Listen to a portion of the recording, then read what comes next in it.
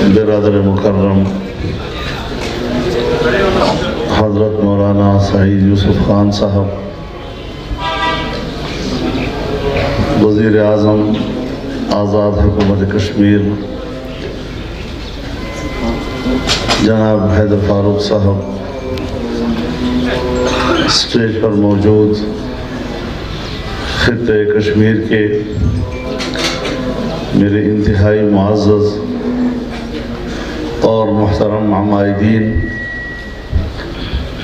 اس تعزیتی reference کے نہایت قابل احترام شرکاء، میرے بزرگوں،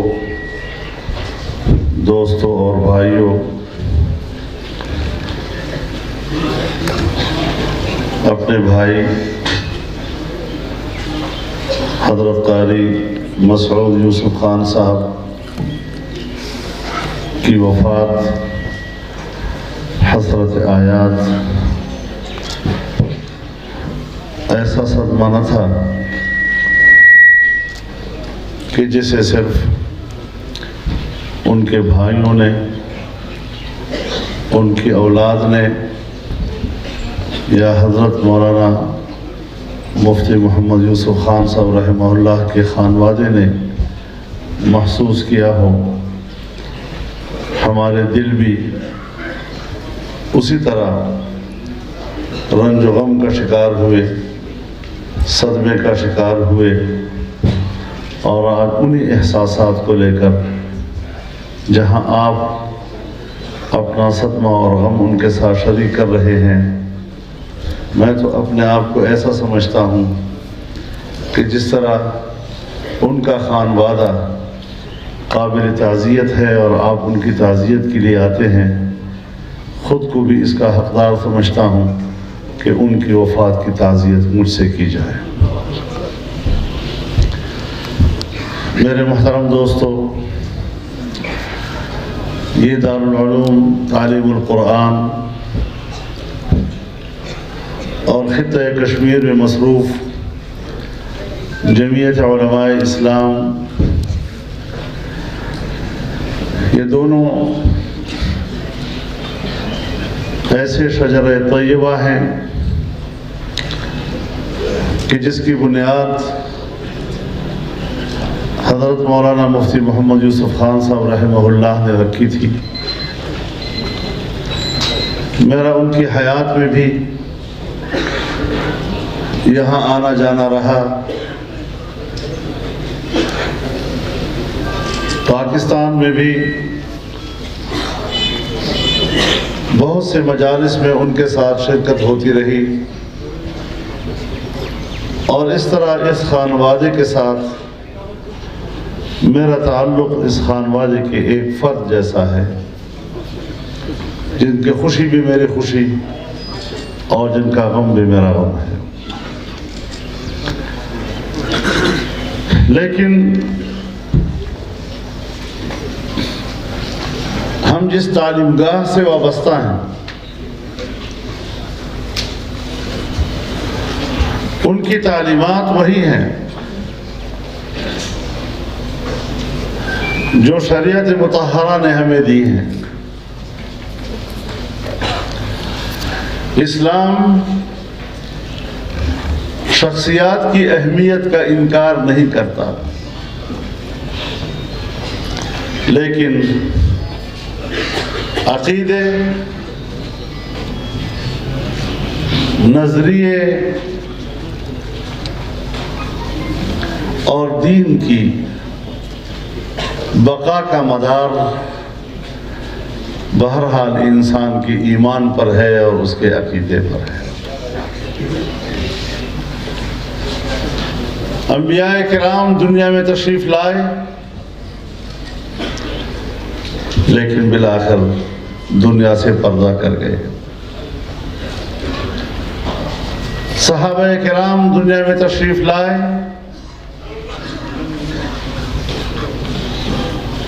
ان سے عزت اور عظمت والی کوئی دوسری جماعت پوری انسانیت میں نہیں ہے۔ آج وہ بھی ہمارے ماحول میں ہمیں نظر تو نہیں آ رہے، اولیاء کرام آئے، ائمہ مجتہدین آئے، محدثین آئے، مجاہدین آئے، دنیا سے رخصت ہو گئے، لیکن قرآن کی تعلیم بڑی واضح ہے، وما محمد الا رسول قد خلت من قبله الرسل افإن مات او قتل انقلبتم على اعقابكم ومن ينقلب على عقبيه فلن يضر الله شيئا وسيجزي الله الشاكرين۔ تو شخصیات اگر دنیا سے چلی جاتی ہیں، جو اللہ تعالیٰ کا ایک طے شدہ نظام ہے، لیکن اگر ان شخصیات کا دنیا میں رہنے کا ایک نصب العین تھا، ان کا ایک مقصد زندگی تھا، وہ ضرور ہم سے جدا ہوئے، لیکن اس کا نصب العین ہم سے جدا نہیں ہوا، ان کا مقصد زندگی ہم سے جدا نہیں ہوا۔ جسے انہوں نے اپنے ہاتھ میں امانت رکھا، آج وہ امانت انہوں نے آپ کو اور ہمیں سپرد کر دی۔ اللہ رب العزت اس امانت کی حفاظت کی ہمیں توفیق عطا فرمائے۔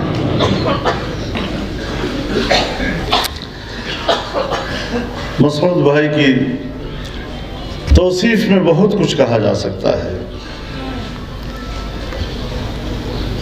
بڑے مرنجا مرنج، بزر سنج اور لوگوں کے غم میں شریک ہونے والی ایک شخصیت تھی۔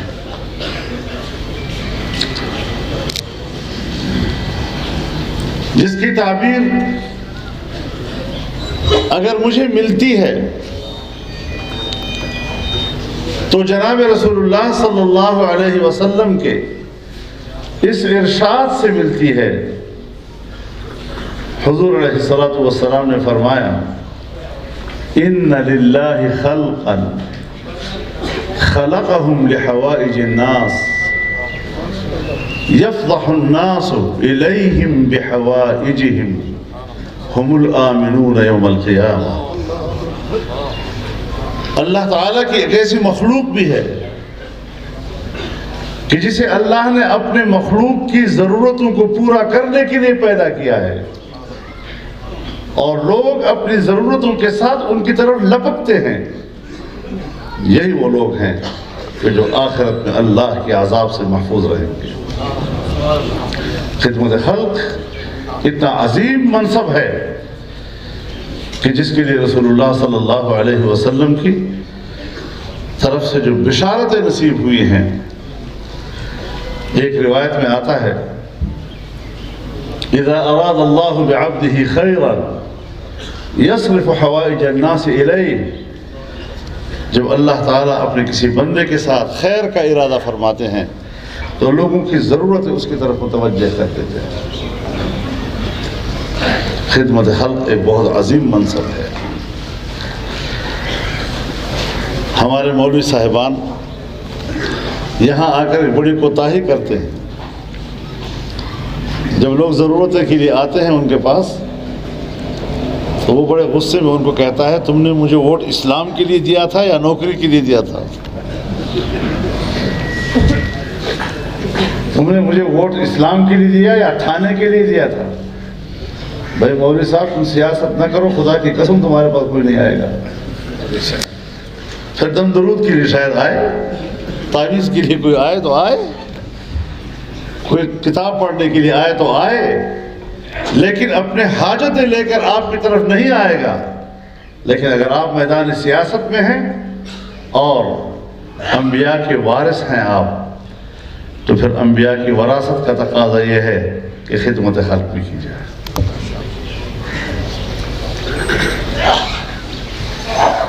یہ ہم لوگ ہیں جنہوں نے دین اور سیاست کو الگ کر دیا ہے، اور ہم بھی کتنے سادہ لوگ بن جاتے ہیں۔ کبھی جب ختم نبوت کا مسئلہ آتا ہے تو ہم اس وقت کہتے ہیں یہ خالص دینی مسئلہ ہے، یہ مسئلہ سیاست سے بالاتر ہے۔ میں ایک طالب علم کی حیثیت سے علماء کرام کی خدمت میں عرض کرنا چاہتا ہوں کہ جناب رسول اللہ صلی اللہ علیہ وسلم نے ختم نبوت کے عنوان کو کہاں سے جوڑا؟ فرمایا کانت بنو اسرائیل تسوسهم الانبیاء کلما ہلک نبی خلفہ آخر ولا نبی بعدی۔ بنی اسرائیل کی سیاست انبیاء کیا کرتے تھے، اور سیاست نام ہے قوم کے اجتماعی امور میں ان کے معاملات کی تدبیر و انتظام۔ جب انسانیت اس مقام پر پہنچ گئی کہ اس نے ایک تمدن اختیار کر دیا، مل جل کر رہنے کا رواج پڑ گیا، گاؤں آباد ہو گئے، شہر آباد ہو گئے، اور پھر انبیاء کرام نے ان کے اس نظام کو بھی سنبھالا، اور ایک پیغمبر جاتا تھا تو دوسرا اس نظام کو سنبھالتا تھا، اور نبی علیہ السلام نے فرمایا کہ اب میں آخری پیغمبر ہوں، اب دنیا کا سیاسی نظام میرے ہاتھ میں ہے، اور میرے بعد کوئی نبی نہیں ہوگا۔ وَسَيَكُونُ بَعْدِي خُلَفَاء، ہاں میرے خلفاء بعد میں آتے رہیں گے جو اس منصب کو سنبھالتے رہیں گے، جن کے پاس رسول اللہ صلی اللہ علیہ وسلم کی یہ تعلیمات ہوں۔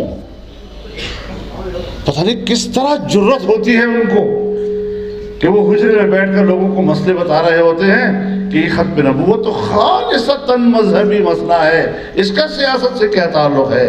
میرے رسول اللہ آخری سیاستدان انبیاء میں تھے، اور انبیاء کی سیاست کی آخری کڑی جناب رسول اللہ صلی اللہ علیہ وسلم کی تھی، جس کا آپ نے خود ارشاد فرمایا۔ تو اس اعتبار سے ہمیں یہ تعلیم گاہیں یہ تعلیم دے رہی ہے۔ قاری مسعود خان اس تعلیم کے تعلیم یافتہ تھے، یہ درس انہوں نے پڑھا تھا، لیکن ہماری ریاستی نظام اس قسم کے تصورات اور نظریات کا مذاق اڑاتی ہے تاکہ عام آدمی کے دل و دماغ میں یہ شعور تک نہ آ سکے کہ سیاست بھی سیاست شرعیہ ہوا کرتی ہے، اور اس میں بھی ہمیں انبیاء کی رہنمائی کی ضرورت ہوا کرتی ہے۔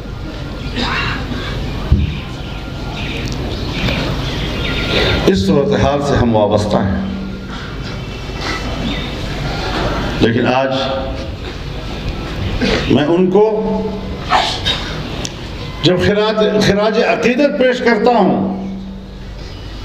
تو میرے نزدیک وہ خطہ کشمیر کے ایک سپوت بھی تھے۔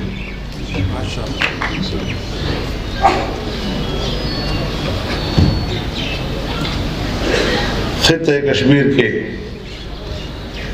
مسلمانوں نے اپنی آزادی کے لیے اور اپنے حق خود ارادیت کے لیے ایک صدی تک جنگ لڑی ہے۔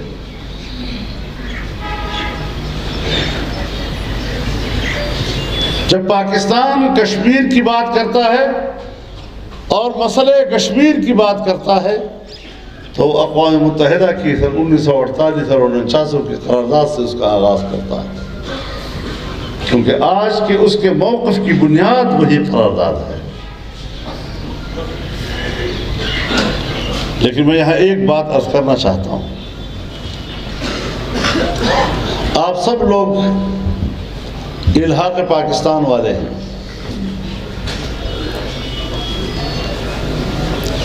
پاکستان سے الحاق کشمیریوں کا نظریہ بھی ہے، اور جو جماعتیں یہاں سٹیج پر بیٹھی ہیں ان کا نقطہ نظر بھی یہی ہے کہ وہ کشمیریوں کے دل و دماغ میں نظریہ الحاق کو فروغ دیں۔ دیکھیں، ایک طالب علم کی حیثیت سے میرے بھی کچھ سوالات ہیں۔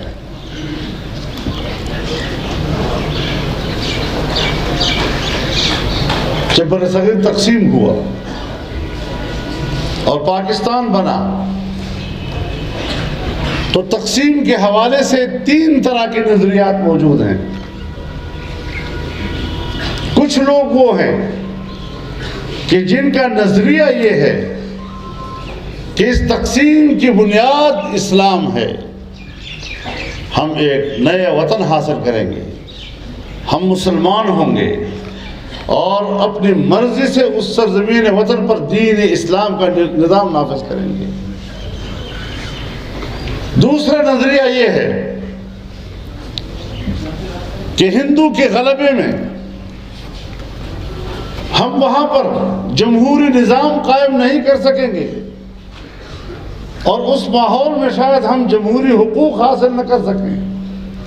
لہذا ہمیں ایک آزاد وطن چاہیے جہاں ہم اپنی آزادی کے ساتھ جمہوری فضاؤں میں اپنی زندگی گزاریں.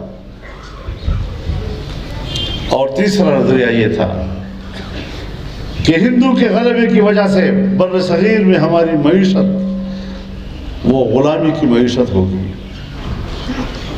ہمیں الگ وطن چاہیے تاکہ ہم معاشی لحاظ سے آزاد ہوں, ہم معاشی لحاظ سے خوشحال ہوں. 72 سال آپ کے اور ہمارے گزر گئے.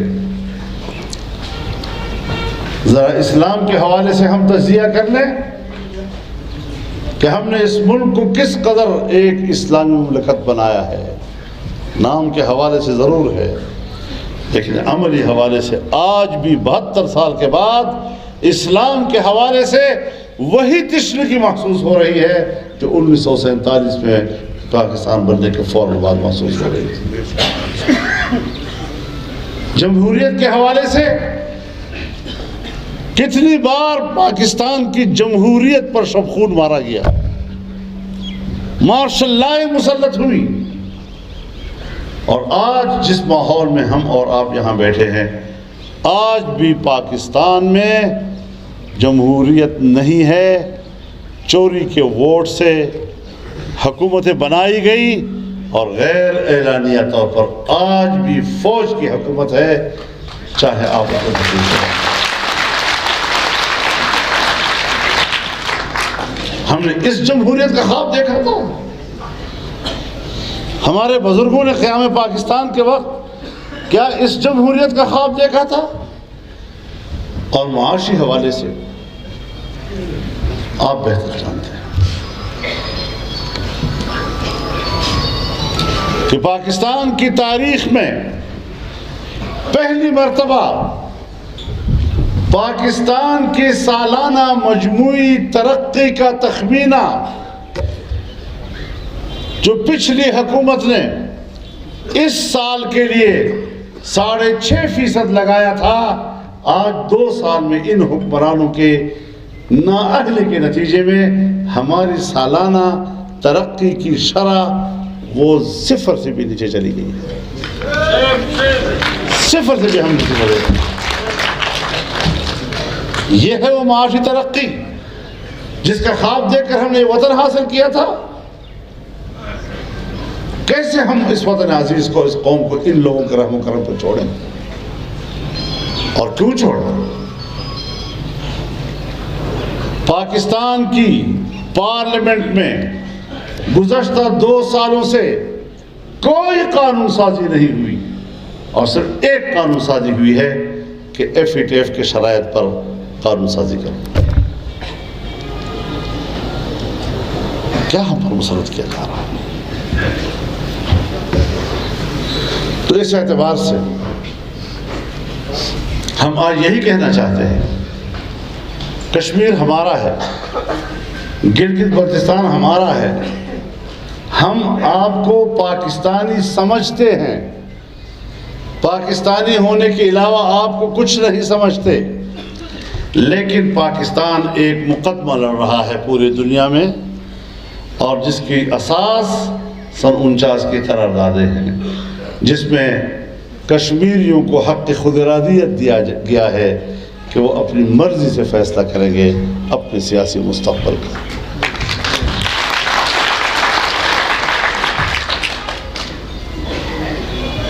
آج مقبوضہ کشمیر اس کی جو خصوصی حیثیت تھی اور اس کا جو اسپیشل سٹیٹس تھا وہ ہندوستان نے ختم کر دیا، اور پاکستان گورنمنٹ کی جو اس پر خاموشی ہے یہ در حقیقت مودی سرکار کے اقدام کی حمایت ہے۔ نعرہ تکبیر! مودی کا جو یار ہے، مودی کا جو یار ہے۔ آج کل مودی کا یار غدار نہیں ہے، آج کل آزاد کشمیر کا وزیر اعظم غدار ہے۔ یہ دن بھی ہمیں دیکھنا پڑا تھا کہ پاکستان کے کسی تھانے میں سیاستدانوں پر غداری کا مقدمہ درج ہوگا، اس میں آزاد کشمیر کے وزیر اعظم کا نام بھی لکھا جائے گا۔ شرم آنی چاہیے ان لوگوں کو۔ سیکھا یہی ہے، جور ہے، جور ہے۔ کیا کیا ملک کے اندر کیا کیا آپ لوگوں نے؟ ان کو دیا موڑ دیے لوگوں نے، کیا کیا؟ چوری کے علاوہ انہوں نے کچھ کرا ہے؟ فائی نہیں کر دیا، بجلی کا بل کتنے مہنگے کر دیا؟ نہیں کرتا ہے۔ یہ ہے وہ دل کی آواز کہ کیا حشر کر دیا ہے ملک کا انہوں نے۔ اب اس صورتحال میں بھی آپ ذرا دیکھیں، دو چیزیں مد نظر رکھیں۔ یہ جو کچھ آج کشمیر کے ساتھ ہو رہا ہے، مقبوضہ کشمیر کے ساتھ بھی، گلگت بلتستان کے ساتھ بھی، یہ کشمیر کو 3 حصوں میں تقسیم کا فارمولہ الیکشن سے پہلے عمران خان نے پیش نہیں کیا تھا۔ تو پھر یہ سب کچھ جو ہو رہا ہے ایجنڈے کے تحت ہو رہا ہے۔ یہ پاکستان کے عوام کا ایجنڈا نہیں ہے، یہ کشمیر کے عوام کا ایجنڈا نہیں ہے، یہ پھر کسی باہر کا ایجنڈا ہے۔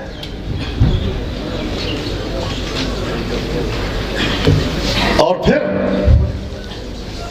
ابھی مودی حکمران نہیں بنا تھا، عمران خان اس کے لیے دعا کرتا تھا، اللہ کرے مودی کامیاب ہو جائے، اور اگر وہ کامیاب ہو گیا تو مسئلہ کشمیر حل ہو جائے گا۔ سو وہ کامیاب ہوا اور مسئلہ کشمیر حل ہو گیا۔ سمجھ میں آئی؟ مودی نیازی گھر چھوڑ، مودی نیازی گھر چھوڑ، مودی نیازی گھر چھوڑ۔ اگر آپ گلگت بلتستان کو پاکستان کا حصہ بنا لیں تو دنیا آپ سے کہے گی جو انڈیا نے کشمیر کے ساتھ کیا وہی تم نے پاکستان کے ساتھ کیا۔ کشمیر پر تمہارا موقف کہاں گیا؟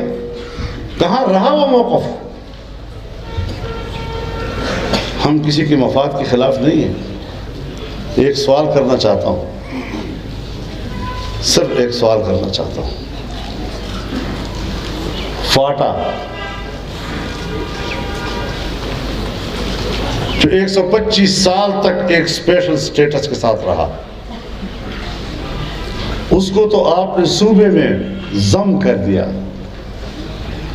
وہاں کی آبادی 1.5 کروڑ تک ہے، 1.5 کروڑ کی آبادی کو آپ صوبہ بنانے کے لیے تیار نہیں ہیں۔ گلگت بلتستان کی آبادی 50 لاکھ سے کم ہے، اس کو آپ صوبہ کا مقام دے رہے ہیں۔ کتنی ہیں؟ 20 لاکھ 25 لاکھ۔ یہ کیا کر رہے ہیں آپ لوگ؟ فاٹا کے عوام کو یہ حق کیوں نہیں دیا گیا؟ اس سے بھی جو مشکلات پیدا ہوئی، جو جغرافیائی مشکلات پیدا ہوئی، جو سرحدی مشکلات پیدا ہوئی، ابھی تو آنے والے دنوں میں انتظار کرے کہ پاکستان مزید کتنی مشکلات کی طرف جا رہا ہوتا ہے۔ ہمارے مشرقی سرحد پر ہندوستان باڑ لگا رہا ہے اور پاکستان اپنی مغربی مذہب پر افغانستان کے ساتھ باڑ لگا رہا ہے۔ یہ کون سی سیاست ہے؟ یہ ساری صورتحال سنجیدہ صورتحال ہے، اس پر مکالمے کی ضرورت ہے۔ ایسے کسی بھی اقدام کے لیے جو حساس ہو، پہلے مکالمہ ہونا چاہیے، پہلے لوگوں کو اعتماد ملے۔ گلگت بلتستان کی قیادت ہے، کشمیر کی قیادت ہے، پاکستان کی قیادت ہے، بیٹھے وہ ذرا مجھے ایک دفعہ کہنے لگے کہ صاحب آپ کے فاٹا کے جو نمائندے ہیں پارلیمنٹ میں وہ کہتے ہیں کہ فاٹا کو ضم کیا جائے. جس وقت فاٹا کے انضمام پر ووٹنگ ہوئی تو فاٹا کے 1 یا 2 ممبران کے علاوہ 18-17 لوگوں نے کہا ہم ووٹ نہیں دے سکتے. کیوں ووٹ نہیں دے رہے؟ آپ کے بارے میں تو یہ کہتے ہیں کہ یہ سب انضمام کے حق میں ہیں. تو ان کا مشترکہ بیان تھا کہ اگر ہم نے انضمام کے حق میں ووٹ دیا تو ہم اپنے حق میں نہیں جا سکیں گے. اس طرح عوام کی رائے کو نظر انداز کر کے آپ قوموں کے فیصلے کرتے ہیں. آپ نے قوموں کو غلام سمجھ لیا ہے کہ جس طرح ہم چاہیں ان کو ہم ہانکیں گے. ایسے حالات میں چاہے امریکہ اس سارے نظریے کے پشت پر ہو، چاہے ہماری اپنی اسٹیبلشمنٹ اس کے پشت پر ہو، کچھ بھی ہو جائے، انشاءاللہ العزیز ہم نے اصول کا ساتھ دینا ہے، اصولی موقف کا ساتھ دینا ہے اور عوام کی خواہشات کا ساتھ دینا ہے.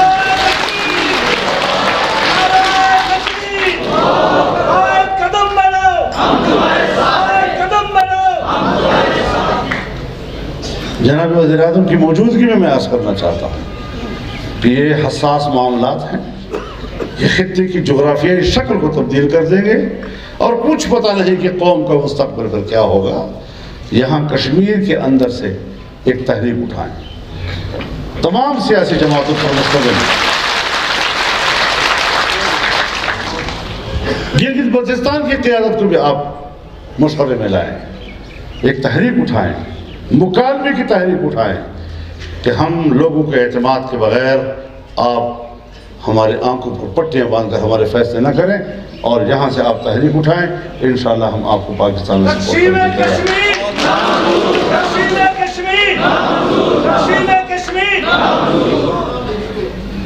جمعیت علماء اسلام آزاد کشمیر، ان سے بھی میں یہی درخواست کروں گا کہ اس حوالے سے اپنا متوازن موقف پبلک میں لے جائیں، عوام کے شعور کو اجاگر کریں اور کشمیر کی جماعتوں کے باہمی رابطے کے لیے انتظام کریں تاکہ ہم جو بھی اپنا مستقبل طے کریں وہ عوام کی خواہشات کے مطابق ہوں اور باہمی مشاورت کی بنیاد پر ہو. وآخر دعوانا الحمدللہ. ماشاءاللہ. سارے حضرات تشریف رکھیں گے، کوئی آدمی نہیں اٹھے گا. اب میں دعوت